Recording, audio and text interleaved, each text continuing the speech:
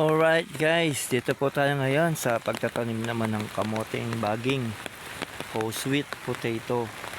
Narito po yan. Ito po yung variety po na 3 months pa lang pwede na po nating ma-harvest.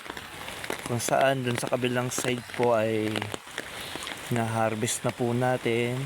Kaya inililipat po natin yung binhi po dito naman sa kabila. Preparation po natin. Habang hina-harvest yung kabila, nagtatanim naman ulit tayo.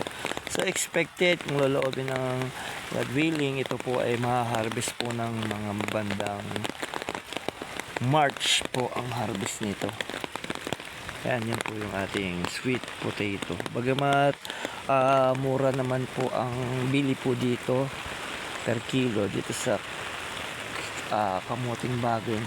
Ang advantage po nito, wala po siyang masyadong di aalagain. Dahil pagkatanim nito, antayin mo na yung 3 months. Dahil mataba naman po ang lupa, kaya mas magandang alagaan. Compare sa ibang gulay na kailangan mong sprayin, kailangan mong lagyan ng pataba. Bagay ito pagkatanim po natin. At lalo na't maganda po ang lupa, yan, hindi na po natin masyadong alagain. Pagkatanim po niyan, babalikan na po agad natin yan after 3 months. Kaya ganyan po tayo magtanim ng kamuting baging.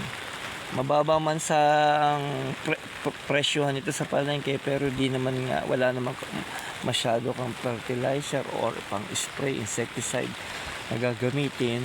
So okay lang, kikita pa rin kahit papaano. Kikita pa rin mga ka-agri. Kaya yan po yung ating tanim na kamuting baging po. Hanggang sa muli po at pinapakita lang po namin itong atin pong pagtatanim po ng kamuting baging. Yan po. Hanggang sa muli. Bye bye.